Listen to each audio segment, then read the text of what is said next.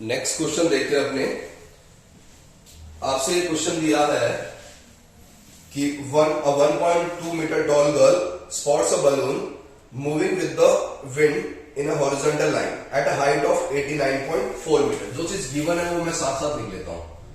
इसने कहा किस हाइट पे है, 89.4 metre. The angle of elevation of the balloon from the eyes of the girl and instant is 60 degree. Initially उसका angle of elevation theta 1 मैंने लिख दिया 60 degree. After some time the angle of elevation reduces to 30 degree. theta 2 हो गया 30 degree. आपसे पूछा है find the distance traveled by the balloon during the interval. बढ़िया क्वेश्चन है। देखिए मैं क्वेश्चन एक्सप्लेन करता हूं। इसने कहा आपसे कि कोई एक बंदी है, height of girl equals to 1.2 metre. कोई बंदी है, वो बलून को देखे। नॉर्मली इससे आप प्रैक्टिकली अपने ऊपर ले, आप अगर टेरेस पे खड़े हैं कभी तो आपने देखा होगा कि बलून उड़ता हो जाता है, तो आप बलून को जब देखते हो तो ऐसे देखोगे, ठीक है। तो ये सपोज मेरी हाइट होगी 1.2 मीटर। मैं यहां से देखूंगा, यहां से तो देखूंगा नहीं। जब मैं यहां से देख रहा हूं तो मैं इससे लाइन ऑफ साइड बना देता हूं एक बार। बलून सपोज यहां पे था इनिशियली, तो मैंने जब देखा तो ऐसे कुछ डायग्राम बन जाएगा आपके पास। इस इंस्टेंट पे यहां इसने एंगल ऑफ एलिवेशन बोला कितना था, 60 डिग्री। जब आप देखते हो तो क्या बलून वहीं रुक जाता है? नहीं, बलून आगे विंड के साथ चलता जाएगा। तो यहां पे इस सिनेरियो में बलून कहां चला गया, थोड़ा आगे आ गया। सपोज यहां आ गया बलून, जब यहां आया तो इसने कहा एंगल ऑफ एलिवेशन कितना हो गया, 30 डिग्री हो गया। ये सपोज ए है, ये बी है, ये सी है और ये बी है। डायग्राम समझ में आया आपको? इनिशियली उसने आपसे कहा कि जो बलून था उसका एंगल ऑफ एलिवेशन कितना है, 60 डिग्री। आपने ये ग्राउंड बनाया, ग्राउंड पे कोई बंदी खड़ी थी, उस बंदी ने बलून को देखा यहां पे, तो एंगल ऑफ एलिवेशन बना दिया। तो ये बन गया, कितना दिया था उसने, 60 डिग्री। फिर बलून आगे जा रहा है, आगे जा रहा है। बलून को बाद में, तो थोड़ी देर बाद देखा तो बलून यहां पहुंच चुका था। ये सिनेरियो में जो एंगल ऑफ एलिवेशन है वो हो गया 30 डिग्री। मैं इसे ज्वाइन कर देता हूं ग्राउंड से। डायग्राम समझ में आया आपको? ये दे रखा है इसने 1.2 मीटर और ये पूरी हाइट दे रखी है इसने 89.4 मीटर।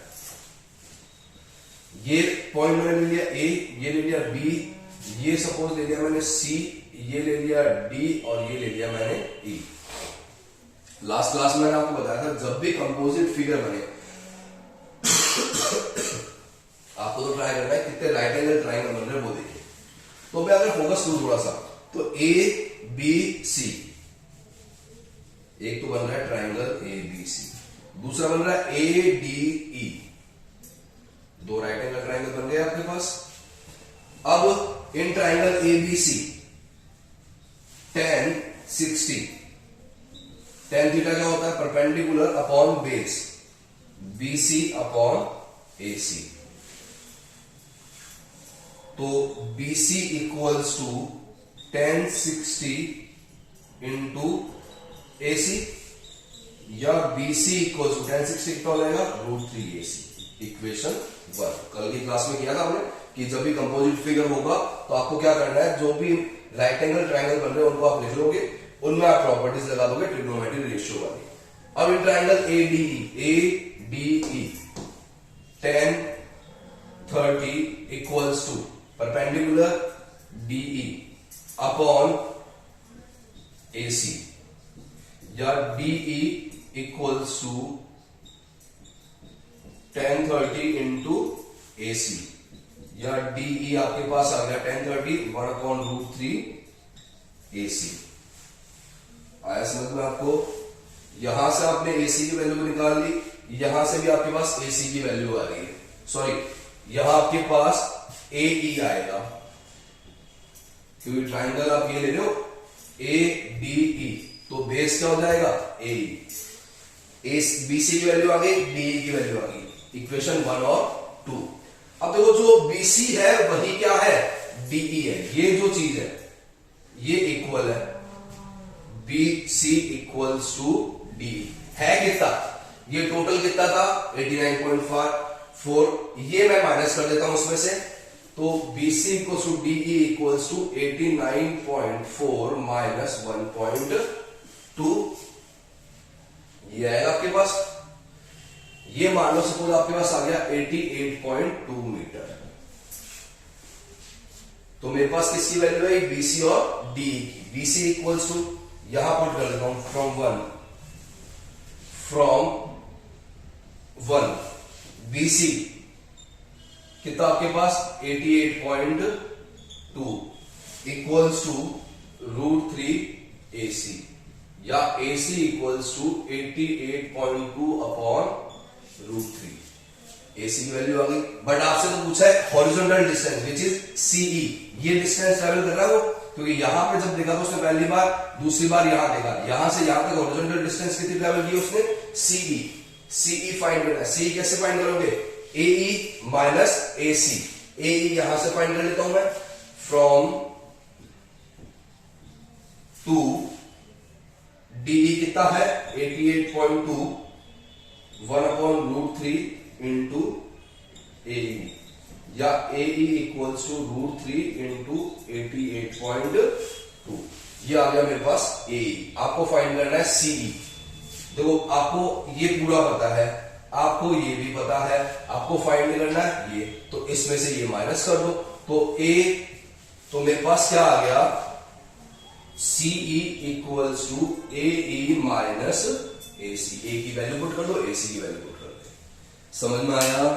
फिर से देख ले, आपसे इसने कहा कोई बंदी है जो बलून ले, विंड के साथ कोई बलून उड़ रहा है, उसको देख रही है। जब वो बलून को देखती है फर्स्ट टाइम, तो उसका जो एंगल ऑफ एलिवेशन बनता है वो बनता है 30 डिग्री 60 डिग्री, वो बना दिया। कुछ टाइम के बाद बलून उड़ता जा रहा है, वो पहुंच गया पॉइंट डी पे। जब वो पॉइंट डी पे है, तब वो बंदी उस बलून को देखती है, तो एंगल ऑफ एलिवेशन बनता है 30 डिग्री। तो क्वेश्चन कह रहा है कि जब बी से डी हो गया, वो डिस्टेंस आपको फाइंड करनी है, BD फाइंड करना है, CE फाइंड करना है आपको। तो आपने क्या किया, कंपोजिट फिगर देखा, कंपोजिट फिगर में जो भी राइट एंगल्स ट्रायंगल्स है उन सब में आपने ट्रिग्नोमेट्रिक रेशियो लगा दिया, फिर जो कॉमन था उसके लिए सॉल्व कर दिया। डाउट कोई? बढ़िया क्वेश्चन है, ध्यान से करें। एक और क्वेश्चन देखें, आपसे दिया है the angle of elevation of the top of a tower from 2 points at a distance of 4 metre and 9 metre from the base of the tower in the same straight line with it are complementary. Prove that height of the tower is 6 metre. बढ़िया question है, बहुत ही प्यारा question है। देखो आपसे कहा कि एक कोई टावर है, तो सब मैंने ये टावर बना लिया, हवा में तो होगा नहीं, ये टावर मैंने बना लिया AB। ये कह रहा है कि इस टावर से बेस से स्ट्रेट लाइन पे 2 पॉइंट है, एक पॉइंट है 4 मीटर की डिस्टेंस पे, और एक पॉइंट है सपोज 9 मीटर की डिस्टेंस पे। यहां पे कोई पॉइंट C है, यहां पे मान लो कोई पॉइंट D है। इस टावर के टॉप का एंगल ऑफ एलिवेशन इसने दे दिया ऐसे, ये और ये एंगल रिलेशन दे दिया इन दोनों एंगल्स का इसने आपको। ये दोनों एंगल्स आपस में क्या है, कॉम्प्लीमेंट्री है। ये रिलेशन इसने आपको दे दिया। कॉम्प्लीमेंट्री एंगल क्या होता है, कॉम्प्लीमेंट्री एंगल वो होता है अगर θ1 एंड θ2 कॉम्प्लीमेंट्री एंगल है, तो उनका सम कितना होगा 90 डिग्री। ये कॉम्प्लीमेंट्री एंगल्स होते हैं, दो कॉम्प्लीमेंट्री एंगल्स का सम हमेशा कितना होता है 90 डिग्री। यही कंसेप्ट अपने यहां लगाएंगे। सपोज θ1 प्लस θ2 90 डिग्री है, तो मैं अगर इसे थीटा ले लूं, तो ये क्या आ जाएगा 90 माइनस थीटा। आया नहीं आया समझ में? अगर मैं θ1 की वैल्यू निकालनी, तो θ1 क्या होगा 90 माइनस θ2। वही किया मैंने, यहां मैंने एक एंगल को थीटा ले लिया, दूसरे को θ1 प्लस θ2 90 डिग्री है, तो θ1 कितना हो जाएगा 90 माइनस θ2। तो एक थीटा तो दूसरा क्या आ गया 90 माइनस थीटा। कॉम्प्लीमेंट्री एंगल हमेशा ध्यान रखना आपको, उनका सम कितना होगा 90 डिग्री। अब फिर से वही कंसेप्ट, जितने भी राइट एंगल ट्राइंगल बन रहे हैं, एक बन रहा है ABC ट्राइंगल ABC, एक बन रहा है ABD ट्राइंगल ABD। ABC में tan theta equals to A B upon B C. तो यहां से tan थीटा मेरे पास आ जाएगा A B upon 4, B C तय है, या A B equals to 4 tan theta, equation 1। Next, in triangle ABD tan 90 minus theta, 90 minus theta ही है, AB अपॉन BD। आपको पता है tan 90 माइनस थीटा कितना होता है? cot थीटा, ट्रिग्नोमेट्री वाले चैप्टर में देखा था हमने, 90 का मल्टीपल ऑड होता है तो नेम चेंज होता है, tan हमेशा cot में चेंज होता है। cot theta equals to AB, BD आपको कितना दिया हुआ है? 9। तो यहां से AB आ गया आपके पास 9 cot थीटा, इक्वेशन 2। डाउट कोई? क्लियर यहां तक? अब देखें, यहां थोड़ा सा कंसेप्ट चेंज हो जाएगा। कैसे? अभी तक आप क्या कर रहे थे, जो इक्वल आ रहे थे उनको इक्वल कर देते थे आप, फ्रॉम 1 and 2। अभी तक जो कर रहे थे आप ऐसे कर रहे थे, from 1 and 2, 4 tan theta equals to 9 cot theta, यही कर रहे थे। बट इस क्वेश्चन में थोड़ा सा चेंज आया। इसमें क्या पूछा आपसे? Prove that the height of the tower is 6। Height क्या है? AB। मुझे मतलब क्वेश्चन आंसर में AB तो चाहिए। अगर मैं ये कंसेप्ट लगाऊं तो AB तो गायब हो गया। तो मैं क्या करूंगा, यहां पे मुझे देखो tan और cot दिख रहे हैं और AB दिख रहा है, AB मुझे चाहिए, तो मैं करता हूं 1 into 2, AB into AB कितना हो जाएगा? AB square, 4 tan theta into 9 cot theta, ये हो गया AB स्क्वायर। tan और cot रेसिप्रोकल है, रेसिप्रोकल का प्रोडक्ट हमेशा 1 होता है। 9 into 4 36, tan theta into cot theta 1, तो AB स्क्वायर मेरे पास कितना आया? 36। तो AB कितना हो जाएगा? प्लस माइनस 6, तो AB कितना आ गया? 6, बिकॉज हाइट नेगेटिव नहीं होगी, इसलिए अपन ने पॉजिटिव लिया है। इंपॉर्टेंट क्वेश्चन है, बढ़िया क्वेश्चन है, ध्यान से समझ के कर लें। ये स्टेप यहाँ पे चेंज होगा। यहां अभी तक आप क्या करते थे? इक्वल करते थे, बट यहां पे मैं देखूंगा मुझे हाइट फाइंड करनी है, तो ये चीज मुझे लेके चलनी पड़ेगी।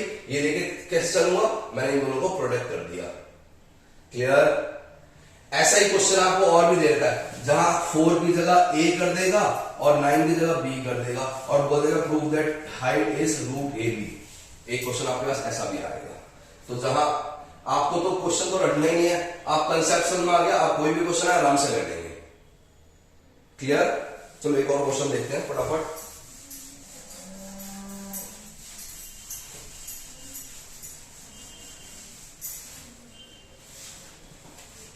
A straight highway leads to the foot of a tower. A man standing at the top of the tower observes a car at an angle of depression of 30 degree, which is approaching the foot of the tower with a uniform speed. 6 seconds later, the angle of depression of the car is found to be 60 degree. Find the time taken by the car to reach the foot of the tower. बढ़िया question है। कल आपने एक question लिया था ऐसा। कल वाले क्वेश्चन में था कि आपके पास कोई लाइट हाउस है, लाइट हाउस पे कोई बंदा बैठा है, वो देख रहा है 2 शिप को। यहां आपके पास एक कोई टावर है, ये टावर बना दिया मैंने। डायग्राम इंपॉर्टेंट है, डायग्राम अगर आपने प्रॉपर बना दिया तो आपका क्वेश्चन वहीं फिनिश हो जाएगा। ये आपने बनाया कोई टावर AB, ये कह रहा है एक कोई गाड़ी है यहां पे थी, वो इसकी तरफ ही आ रही है, टावर की तरफ आ रही है। जब ये गाड़ी यहां पे थी लोकेशन C पे, तो इसने इस बंदे ने इस कार को देखा। बंदा ऊपर बैठा है, कार नीचे, ऊपर से नीचे जब भी देखोगे तो क्या बनेगा? Angle of depression. कितना एंगल बन रहा है आपने देखेंगे, क्वेश्चन रीड करेंगे। गाड़ी यूनिफॉर्म स्पीड से आ रही है, मतलब यहां खड़ी तो है नहीं, और आ रही है टावर की तरफ। तो कुछ टाइम बाद मान लो गाड़ी आ गई यहां पे पॉइंट D पे। अब फिर से ये बंदा इस गाड़ी को देखता है, फिर से ऊपर से देखा तो एंगल ऑफ डिप्रेशन बनेगा, ये बना दिया आपने। अब देखते हैं एंगल क्या देगा। इनिशियली जो इसने दिया कि एंगल 30 डिग्री है, which is approaching to the foot of the tower, after that depression of angle is found to be 60 degree. तो पहले बन रहा है 30 डिग्री का, ये बना दिया 30 डिग्री, फिर बन रहा है 60 डिग्री का, तो ये बना दिया 60 डिग्री। इक्वल क्यों है? क्योंकि ये Z बन रहा है, देखो ये Z, ये यहां पे एक Z बन रहा है। आगे आपके पास समझ में अब देखो हाइट दे रखी है इसमें आपको,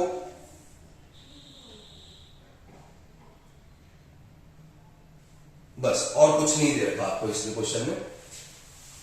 तो कोई बात नहीं, अपने तो कंसेप्ट लगाता है कि भाई कंपोजिट फिगर है, तो एक तो बन रहा है triangle A B D, sorry, और एक बन रहा है ए बी सी।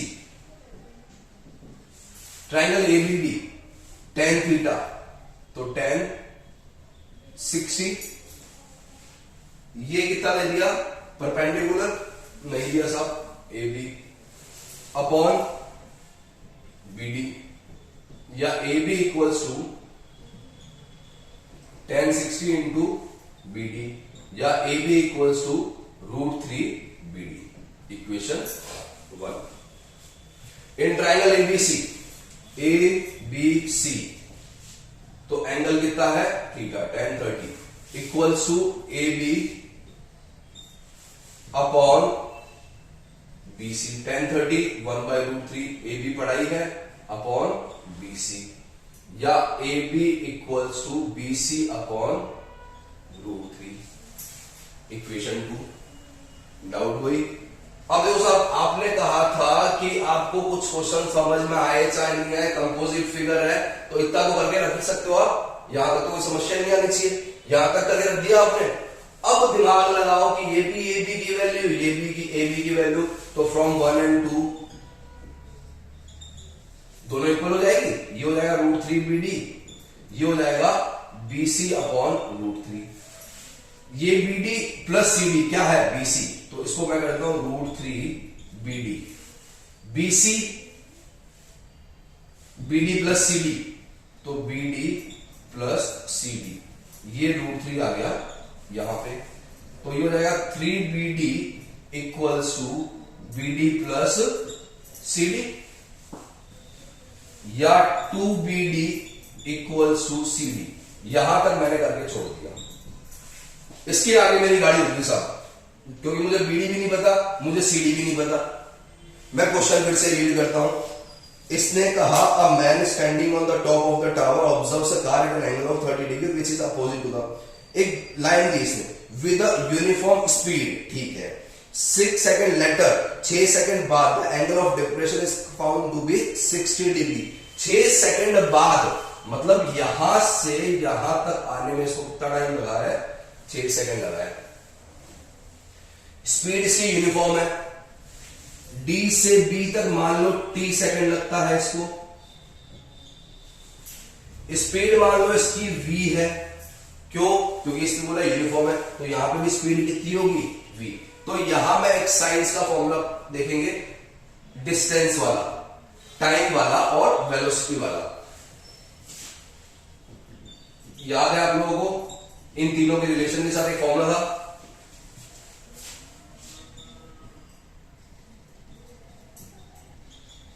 वेलोसिटी बराबर डिस्टेंस अपॉन टाइम, या मैं ये कह सकता हूं distance equals to velocity into time. CD distance है, BD डिस्टेंस है, वेलोसिटी v, टाइम t, तो 2 इंटू VT, पुट कर दी VT, फॉर्मूले से पुट किया, वेलोसिटी v है, टाइम d है, CD वेलोसिटी v, टाइम 6, तो वेलोसिटी v इंटू 6, v से v गया, 2t इक्वल्स टू 6 सेकेंड, या t equals to 6 upon 2, 3 second, मतलब इसको D से B पहुंचने में कितना टाइम लगेगा, 3 सेकंड लगेगा। पूछा इसने find the time taken by the car to reach the foot of the tower from this point, यहां से यहां तक पहुंचने में इसको 3 सेकंड लग रहा है, लिया था अपने, वो कितना है 3 सेकंड, 3 सेकंड में कार यहां से यहां तक पहुंच जाएगी। बढ़िया क्वेश्चन है, समझ में आया आप लोगों को? फिर से देख ले, इसने कहा था कि कोई टावर ए बी है, टावर ए बी से कोई बंदा है, उसकी हाईवे से एक गाड़ी आ गई टावर की तरफ। स्टार्टिंग में जब बंदा गाड़ी को देखता तो उसका एंगल ऑफ डिप्रेशन 30 डिग्री है। डिप्रेशन क्यों है, क्योंकि बंदा ऊपर हाइट से नीचे रोड पे देख रहा है। फिर क्या होता है, थोड़ी देर बाद मतलब 6 सेकंड बाद गाड़ी चल रही है यूनिफॉर्म स्पीड से, वो पॉइंट डी पे आ जाती है। जब पॉइंट डी पे आती है तो बंदा जब देखता है उसको, तो एंगल ऑफ डिप्रेशन कितना बन रहा है, 60 डिग्री का बना दिया साहब आपने। जैसे ही मैंने डायग्राम फिनिश किया तो मेरे कंसेप्ट तो एक ही है साहब कि जितने भी कंपोजिट फिगर में राइट एंगल ट्रायंगल है वो बना दूं। तो मेरे पास इक्वेशन 1 और 2 आ गई। जैसे इक्वेशन 1 2 आई तो मुझे ए बी कॉमन दिखा, तो मैंने कॉमन के लिए सॉल्व कर दिया। फिर मुझे दिखा यहाँ पे बीसी है, यहाँ बीडी है, तो बीसी को मैंने क्या लिख दिया, बीडी प्लस सीडी, ये आ गया बीडी प्लस सीडी। अब 2BD equals to CD. BD और सीडी क्या है, distance travel by car from point B to B is BD, distance travel by car to move point from point C to D is CD. अब C point पे उसकी velocity, D point पे उसकी velocity uniform है क्योंकि question ने दे रखा है, वो यूनिफॉर्म वेलोसिटी अपन लेट कर ली v। टाइम लगा इसको 6 सेकंड, तो डिस्टेंस फॉर्मूले से velocity into time, v into 6 v आ गया आपके पास c। वैसे d टू b की डिस्टेंस निकाल ली मैंने, d t सेकंड है और वेलोसिटी v है, तो v इनटू t, v से v कैंसिल आउट हो गया, 2t equals to 6 second, t equals to 3 second. कोई डाउट?